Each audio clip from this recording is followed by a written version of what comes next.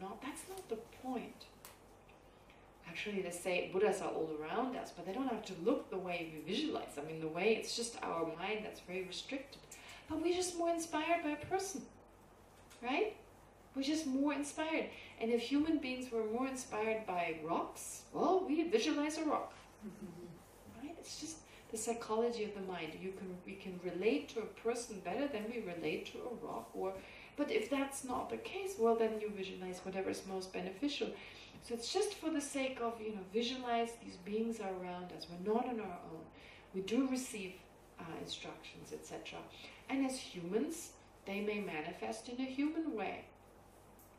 Okay? So this idea of manifesting in a certain way, that's a little weird. What are you talking about? Manifesting in a certain way? Well, actually, our body is a manifestation of our own mind. Right?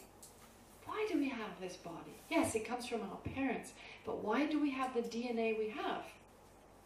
I mean, I don't know how many millions of possibilities of the DNA of our father and the DNA of our mother coming together in the way, coming together. So in our case, it's a specific combination. From a Buddhist point of view, it's not random. It's according to our mind, our own mind in the past. The force, the energy of our mind is responsible for this body. And right now we're creating our future body. And so of course not only the DNA we were born with, it's the experiences we've had. And since we now know from modern science that even our experiences can change our DNA. I've done some reading just a few days ago about how our experiences can change our DNA. Smoking changes your DNA. And you know which direction that is, positive or negative. Even smoking changes the DNA in your lungs. So the food we eat, the experiences we have, they all change the DNA. Meditating changes your DNA. We live in the material century, okay? If I say your brain changes when you meditate, for a lot of people that's more helpful than telling them your mind changes. Because there's something tangible, something to look at. But that's true. Your brain changes. Every time there's a thought, there's new neural connections. And there's some beautiful books around that now, you read them, you read Buddhism, and you get a really full picture. I can recommend you a book called Soft Wired by a psychologist called Michael Merzenich. So he wrote a book, and it's like, he's not Buddhist. He met with the Dalai Lama. You can Google it. There's a video online with Michael Merzenich explaining His Holiness the Dalai Lama neuroplasticity. But he's saying, no matter how old you are, your brain is still changing. You can do certain exercises with your brain and keep the same ability that a 20-year-old person can do. The problem is, it's beautiful. Our lifestyle in the 21st century is so, everything's become so easy that at a certain point you don't use your brain to the greatest ability. You're just watching TV, doing the daily things, and your brain doesn't need to work as hard, and so, use it or lose it. That kind of idea. So he has this theory, his mother had Alzheimer. He has this theory, you can train the brain before Alzheimer sets in. Use these exercises, because that keeps it fresh, and you use it again and again. And they did experiments that even if you're 80 years old, you can train it over a relatively short period of time, and you have the cognitive, and I don't know, whatever abilities that are equal to a 20-year-old one. And I totally believe that. I mean, you should read this, research. It's so inspiring. And then you take the Buddhist explanation, you train your mind, you meditate. Mindfulness, he says mindfulness is an incredible tool. You take in things, you don't just kind of like half asleep take them in. No, very strongly you become aware of each sensation, and it does something to the brain that trains it in a very special way. Attentiveness, introspection, mindfulness, these states of mind, that alertness, it freshens your mind. So on the level, on the basis of your brain, it really affects it, and of course it affects your mind. you need to really look into this research. It gives you a sense, meditation makes sense, it's healthy, even if you don't consider enlightenment. So, going back to the visualizations we do, so actually, there are these incredible beings all around us. We just don't perceive them. So initially, as I said, first of all, the idea that being inspired by an actual person, it just works on our mind in a special way. But there's no reason to think that these enlightened beings are not around us. Why should they be restricted? There's like La La Land, Samsara, and then there's Buddha's land, kind of over there. And we're stuck here and they're stuck somewhere else. La La Land is the name of a restaurant at the Israeli beach. I was there the other day. I love the name, La La Land. This is La La Land.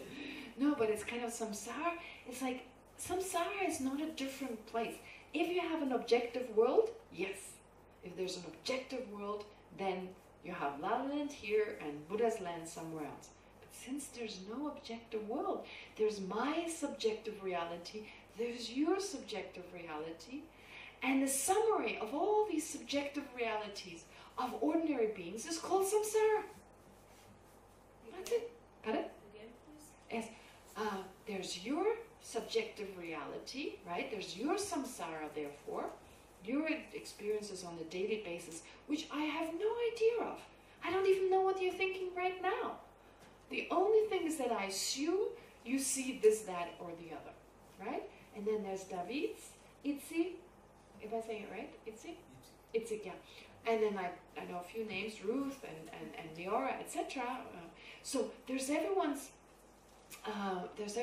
personal reality, and the summary of all these subjective personal realities in the continuum of those who are still in samsara is called samsara. That's it. No objective reality. Which is why there's no contradiction that the Buddhas are all around us, except we just cannot perceive them.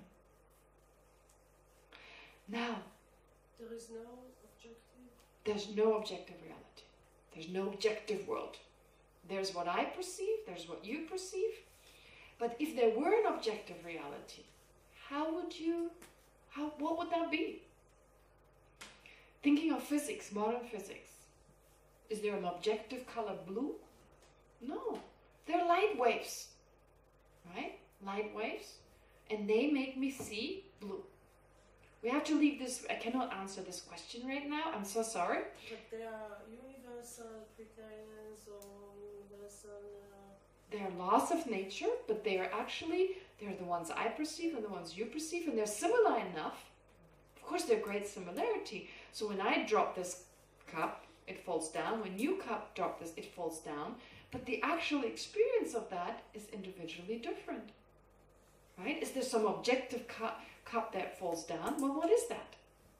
But this is like one of the most basic ideas of Buddhism, and unfortunately I can't go into the details on this, so please check with older students. During the discussion group it can come up. Check with older students. Now, we had the idea of pointing out older students, and then there was the idea of just pointing out one. I can't do that. I don't know whom to pick. I know there are lots of older students. You did pick Leora. Okay, we pick Leora. Okay, Leora Price. So you please check with Leora Price. Yeah, so she's an older student. She can explain you the idea of objectivity. Okay, so I will keep her busy.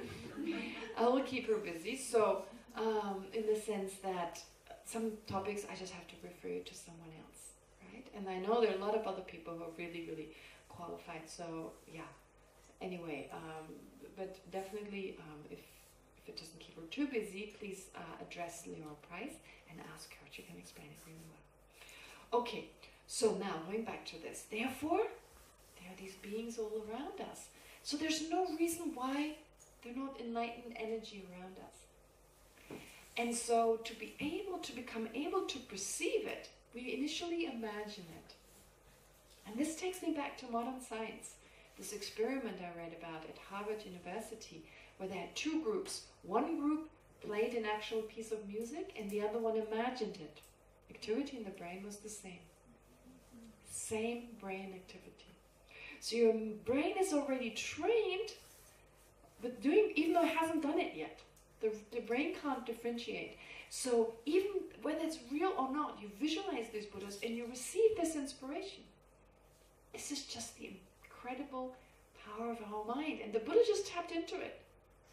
Who cares about, they look like this, they don't look like this. This is your personal association with this enlightened energy, but you connect to it, right? So the same is true. Think of this piece of music. It works the same way. So a lot of the meditations are based on that psychological effect. And fortunately, we have these amazing books such as Soft Wired by Michael Mercenich, who talks about it and explains them slightly differently. So if you want to read about this, read Soft Wired by Michael Mercenich, or just Google Michael Mercenich, and you come across him and him explaining things to His Holiness the Dalai Lama. It's very beautiful, very inspiring. All right.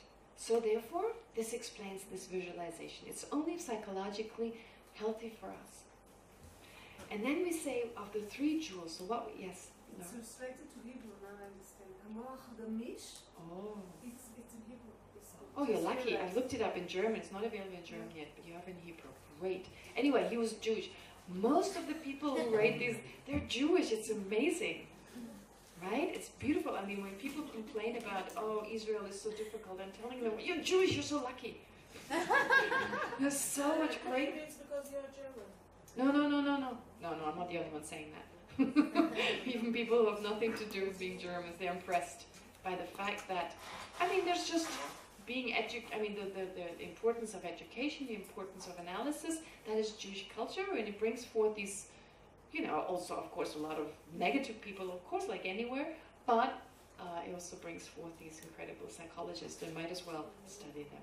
Okay, anyway, so the point is here that all this, see it as psychology, and I explain it as we go along. But the first person here, as the 3 jewels, is explained, the first entity of refuge is called the Buddha. And the Buddha's qualities are very difficult to understand. It's mind-boggling. But there's nothing surprising about that, because when you were a child, when we were children, right? When I was 4 or 5 years old, and I started having an awareness of the people around me, the qualities of a professor were mind-boggling. I couldn't understand them. My mind didn't have the capacity to understand them, right? So I had maybe some sense, but of course it was limited. So likewise, to understand the vast mind of a Buddha, it's mind-boggling. If you look at His Holiness the Dalai Lama, the way he lives his life, it's like, I don't want to live like this.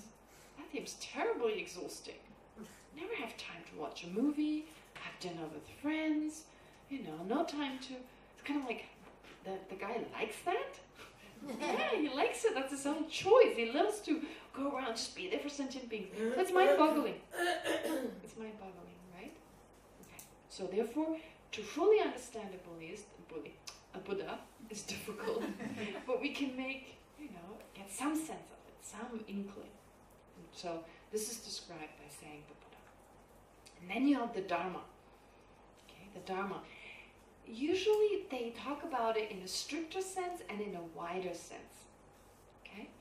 So in a stricter sense, as for instance Maitreya describes it in one of his texts called the Uttara Tantra, he says those are the qualities in the continuum of someone who's directly understood reality. Okay?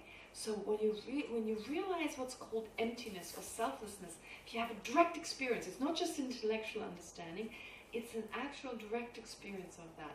You already start removing, now permanently, without them ever being able to return, some of the obstructions. You're able to remove some of the coarser obstructions on that level. So the removal of those obstructions that were there before, but now they're gone. So certain afflictions, coarser types of afflictions, they're now gone. Those cessations, plus the realizations, the experiences in the continuum of such a person are called the Dharma. Okay? So, that's a difficult way of relating to it. The teachings is easier, but to say the qualities in a person's mind are called Dharma, well, yes, they are. But bear with me, we talk about how this is actually in refuge. So this is in a stricter sense. So the absence, having removed the stuff that is extra in our mind and that causes us to the trouble, and all the troubles, and the means and methods that took a person there, the path, that is called the Dharma. So in the continuum of an Arya, the path and the cessations in the continuum of an Arya is called the Dharma in a stricter sense. In a wider sense, it refers to the teachings. And then likewise with the Sangha, in a stricter sense, the Sangha refers to those people who have those cessations and have those paths, so Arya beings, those who have what's called reached the path of C, have, in other words, directly realized emptiness. So if you have questions about this, about what these levels are, please talk to Leora. Don't expect too much. No, but the path of seeing what that means. So it's basically a level on your development which refers to the fact you've realized emptiness directly, and therefore you've already removed some or more, whatever, I mean all of the obstructions or some of the obstructions, the afflictions, etc. Plus, you have certain realizations in your continuum. Okay, path consciousness. Okay, Arya path consciousness is as they're called. So this is called the Sangha jewel in the stricter sense, and in a wider sense, it refers to monks and nuns, and in an even wider sense, anyone who also practices Dharma. Alright, so monks and nuns. People find that difficult. Monks and nuns. There's something I take refuge in. Are you kidding me? Those people are just lazy. They're just running away from life, right? There's this attitude. There's definitely that attitude. It depends on where you are. Of course, in cultures where Buddhism is part of the culture, it's much more normal. It's seen as normal. But in cultures or in countries where it's not traditional to have Buddhism, is not part of the main religion, looking at a monk or nun, it's like seeing with the skepticism. What does that mean? I mean, there's two things that are difficult. Monks and nuns are just human beings, and when they behave in a certain way that seems to be in contradiction to the Dharma, it's very difficult. Very difficult. And of course, when you go to Tibetan society, of course there are monks and nuns who are amazing practitioners, amazing, right? They have these vows, they're monks and nuns, and there are these llamas, these amazing llamas, like one is the Dalai Lama, Kapchiling Rinpoche, etc. So these masters, they're amazing, and they're monks. So here you have the qualities you find in an ordained person.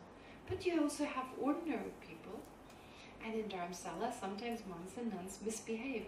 And the Tibetans have a beautiful way of differentiating between the misbehavior and the fact that they have these vows and they've made a commitment. So we need to differentiate.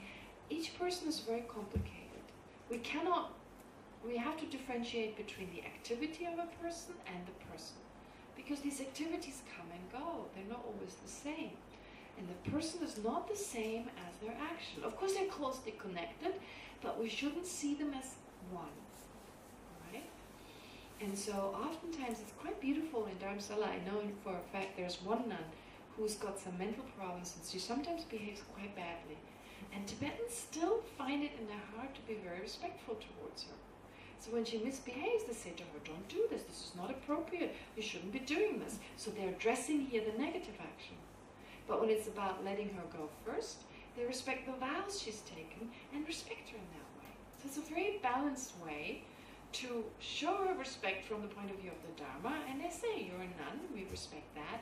When her when her Zen falls to the floor, as an example, they pick it up respectfully because there's the clothing associated with vows.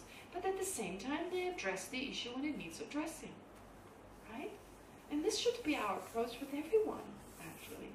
You know, we should have respect for the beautiful qualities that each person has, some to a greater extent, and some to a lesser extent. We always find something positive. And even if we don't find something, everyone has the potential to change. Everyone has this beautiful mind, and our negativities, they're temporary. So let's not forget that. Okay, so have that respect.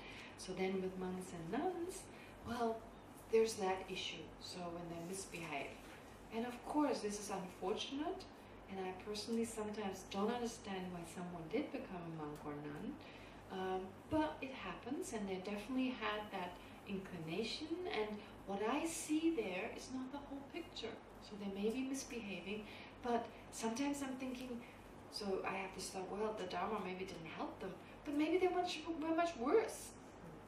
I know, in fact, of one nun, or one particular, so one nun in this case, I'm more close to nuns, so you can tell I can say more about nuns. Of course, monks are exactly like that, but I can think of one nun who I feel like, oh, that's pretty nasty. But then the people are telling me she was much worse. 20 years ago, much worse. This is amazing. And I'm like, oh, that's beautiful. So what I see right now, the Dharma has really changed. There's nothing, such a change.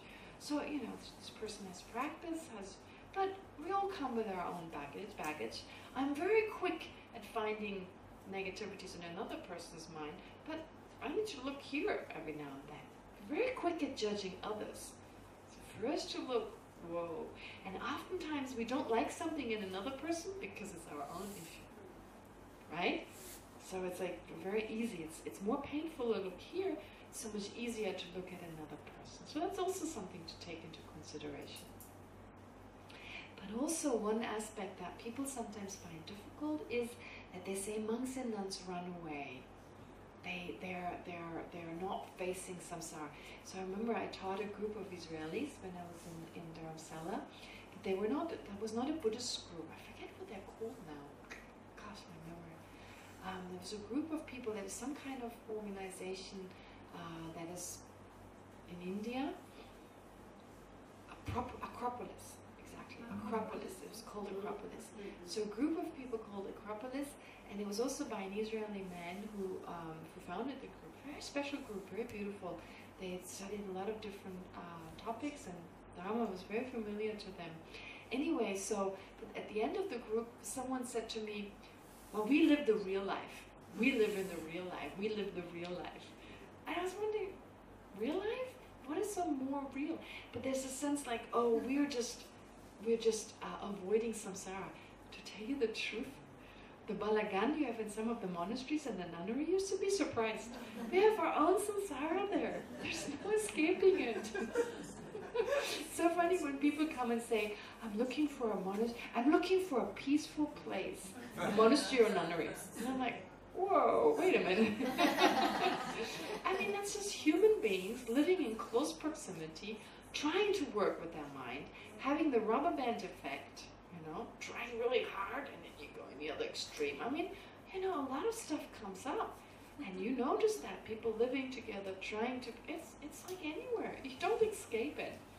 And living in a monastery, like let's say India or Tibet, flushing toilets, if there's any water, there's disease, there's power cuts. I don't know, life is not always that smooth, right? And then the money is being changed to a new denomination. One problem solved, the next one arises. So it's like, it's samsara. There's my experience, there's your experience. Everyone has their own samsara. You can't escape it. There's no escaping. Whether you live in a you're around people, surrounded by people who have afflictions like myself, and those are people like, your workplace. You don't choose your colleagues. Well, you don't choose the monks and nuns you live with. It's not like, I want this one. This one, no, I don't like, out of the monk. No one asked me. I'm surrounded by people that I never chose to be with, like our classmates in school, like our colleagues at work, like our neighbors. Well, there's a bit of a choice, but one neighbor leaves, another one comes. There's no way of saying, no, I don't want you as a neighbor.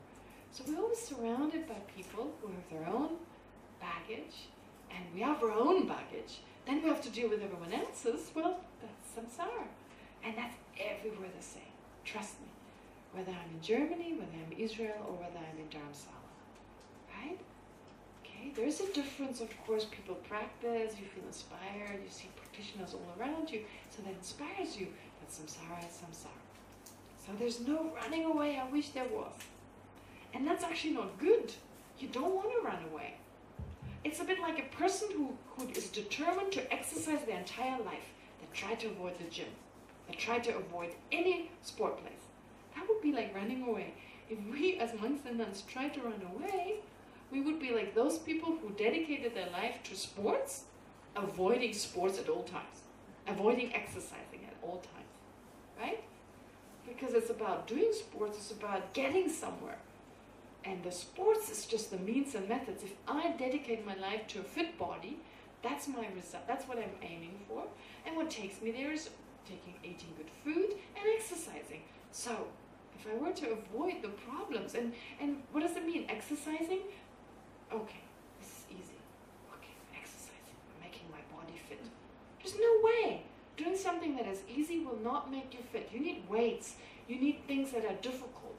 You need, I don't know, I mean, running is not difficult. I don't like to run naturally. Right? My body's telling me, lie down. It's not telling me run. Yeah? It's all difficult. Anything that is hard on the body is good for the body. It's not, it's like, I don't know, cream cake tastes better. I'm more likely to want to eat cream cake. And cucumbers are not my first choice, right? But that's just, well, it's really good for me. It's usually difficult, right? So this is the same with the Dharma. Okay? So therefore, it's not like monks and nuns are running away. And the thing is, and I'm not talking about myself, I'm terribly lazy in the whole stuff, but when you think of other, no, I mean, seriously, so it's very funny to say good things about monks and nuns if you're a monk and nun, but if you honestly, I mean, there's so many great monks and nuns who really totally dedicate their lives.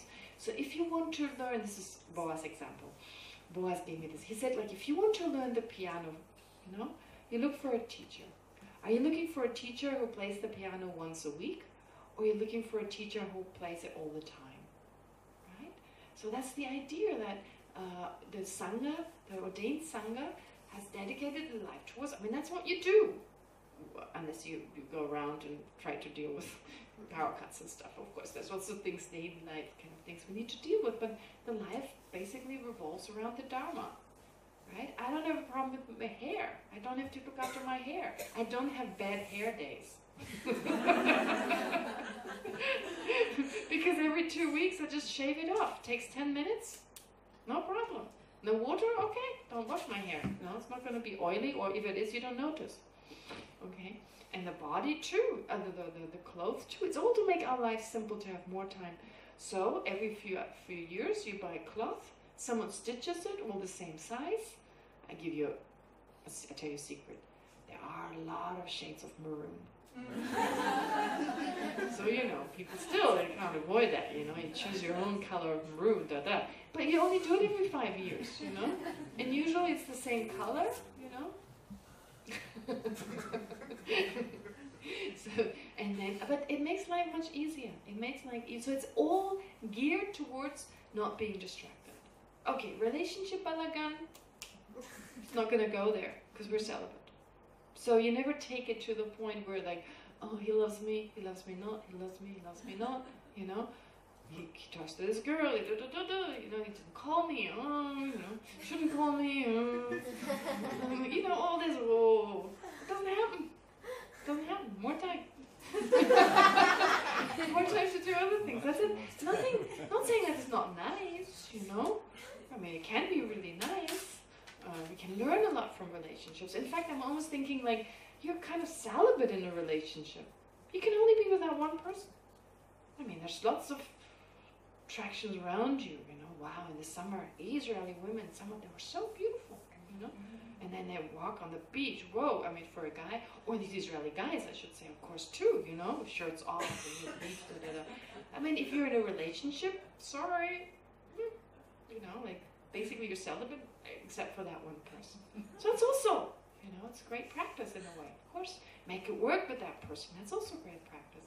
But there's another alternative, and that's monks and nuns. Okay? So therefore, it's seen as, and what's also really important is that they say, the Buddha himself said, Buddhism will only be around as long as there are monks and nuns. Because there needs to be, you know, these teachings that were passed down 2,600 years ago, they're difficult. It's the language is difficult. It needs to be reinterpreted again and again. So you have, in Judaism, you have the Orthodox Jews. They're very important because they learn in the shul, we call it shul. they learn this again and again, and they analyze the meaning, and they really understand it, again and again. It's not just words. Okay? Similar in the Buddhist tradition, you have these monks and nuns debating again and again, keeping it alive. What is the meaning of those words? It's not easy immediately to understand them, but you keep it alive. You need the Dharma, and the few monks and nuns you have in Israel, you have to support them. Because if you have monks and nuns in Israel, Israelis in particular, here I'm talking about Israelis, they are a sign for the Dharma being in Israel. As long as, when the monks and nuns are no longer there, and you see it in other traditions, like in Hinduism, for instance. Before there were so many monks and nuns around. Now it's a lot less. So it's become like a family kind of occupation. But those beings who are, in many parts, it's just like there's a lot of devotional practice, but these philosophers, they existed in the past, debating and doing that in some areas has been lost. Right? So to keep it really alive, of course in some areas there's still a lot of the philosophers are around, but in some areas it's just become a family thing. Everyone's got their altar, and every morning you do an hour of puja, and that's it. A lot of the philosophy is not really being practiced. So in Buddhism that is also in some cases now the case, but you need to keep it alive. The institution of the monks and nuns are very important. So try to support it. Support your own monks and nuns. It's important in whichever way you can. And even if there's something you may not like about them, there may be something, of course, we have preferences and likes and dislikes. That part, never mind. The fact that they are dedicating their lives to this, preserving this, and doing this for the benefit of others. Eventually they'll, be able to pass on what they've learned and teach. And even if it doesn't come in this lifetime, they do other things. Still, the fact they keep their vows.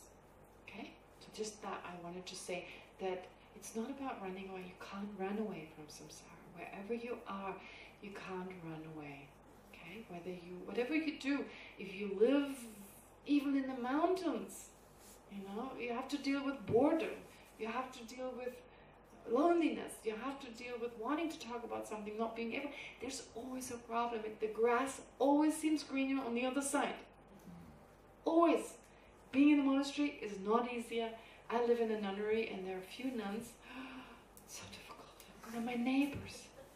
And I really have to watch my mind, at all times. Okay? Alright.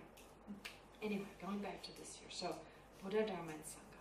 But, when we talk about those three, we usually think of them as the causal Buddha, Dharma, Sangha. So those Buddhas, and I think actually the way I described a stricter sense Dharma, in a stricter sense Sangha, and in a wider sense, it's usually not done with the Buddha, but I think we can do that too. So allow me to repeat. I think in a stricter sense we talk about a fully enlightened Buddha. But there are also bodhisattvas around.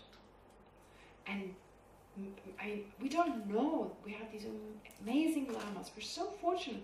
There's so many wonderful lamas in Tibetan society mainly, but slowly, I'm sure, like Jetsumat and Zamhamo, for me she's a lama. Okay? And slowly more and more lamas will come. Rabina Kurtan, I think she's a lama. Thupten Chudran, she's a lama. So there are quite a few lamas around. But the quality of lamas, there are different levels, of course, of lamas, and the highest quality you still find in Tibetan or the Himalayan society.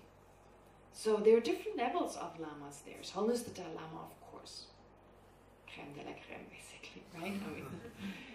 You have His Holiness the Dalai Lama, His Holiness the Karmapa, His Holiness Geshe Kelsang Rinpoche, who else?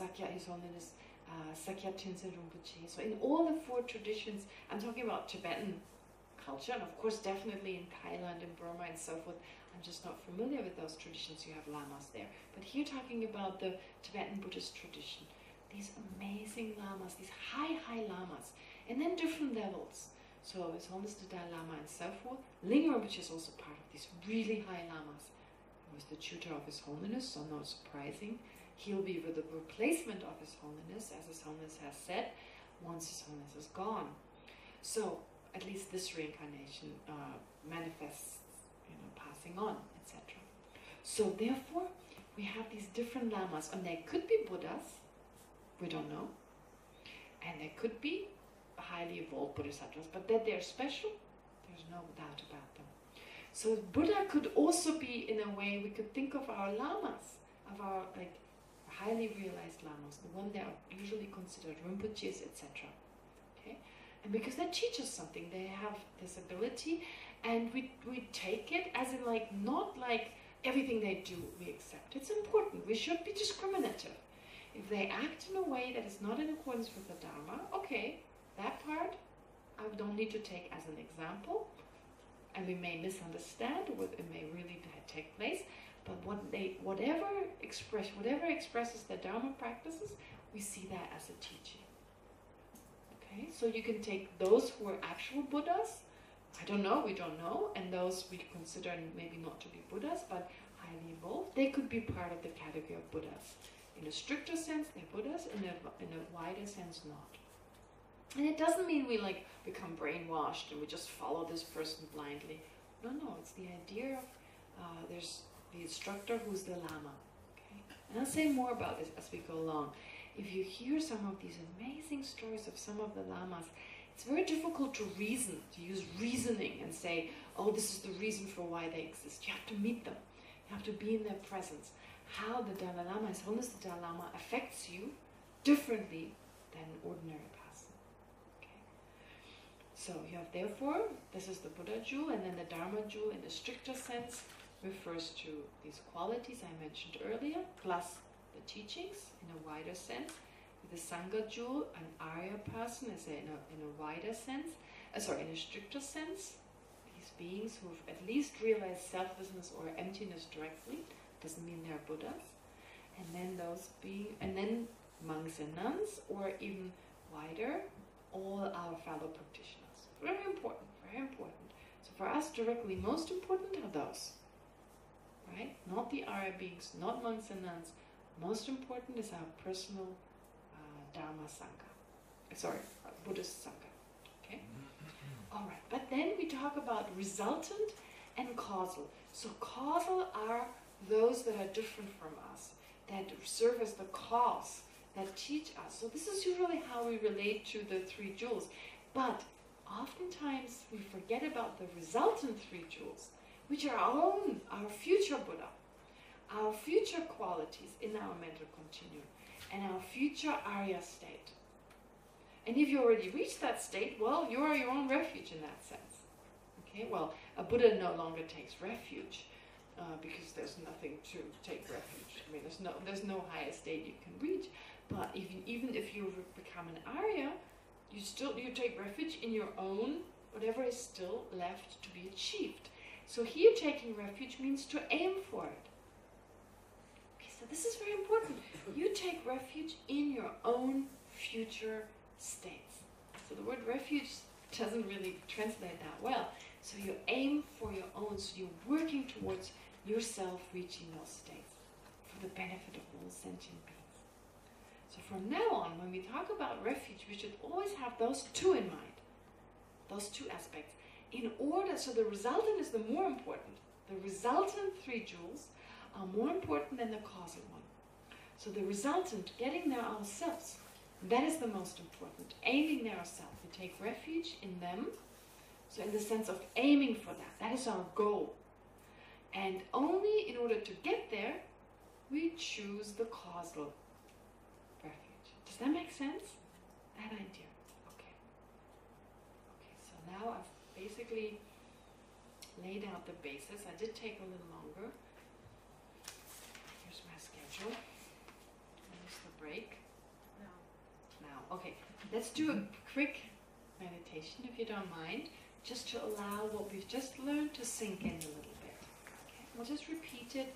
You reflect upon it. Be skeptical. Does it make sense? Just a few points. It won't be long. And then we'll have a break and continue with the lesson.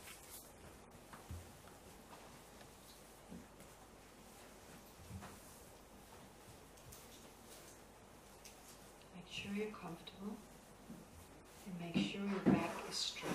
Because the straighter your back, the easier it is to focus and to analyze effectively, examine effectively.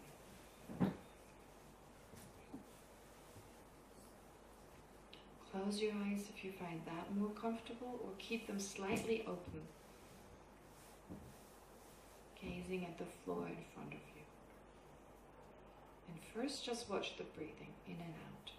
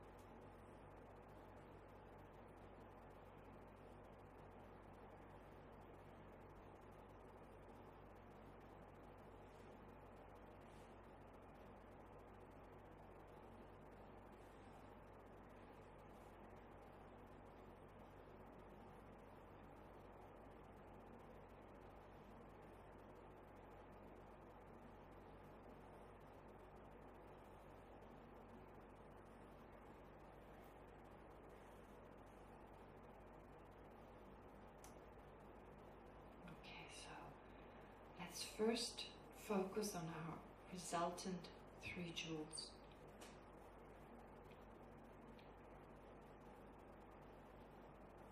To become aware of the fact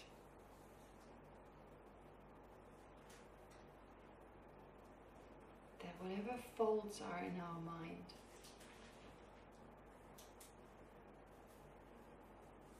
they can be removed.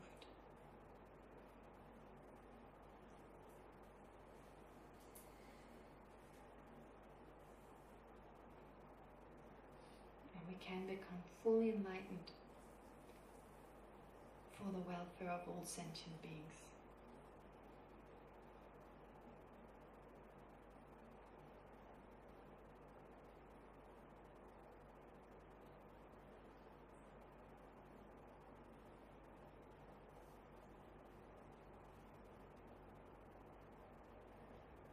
So that's the resultant Buddha jewel.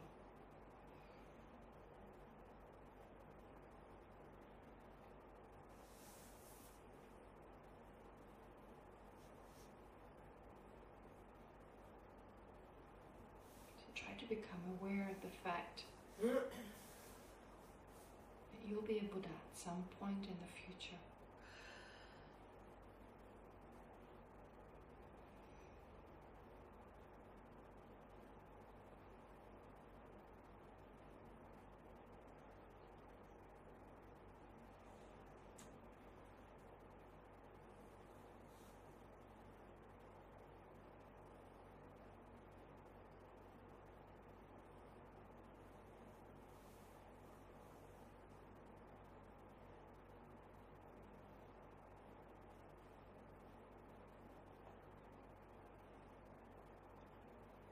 There's your resultant Dharma jewel,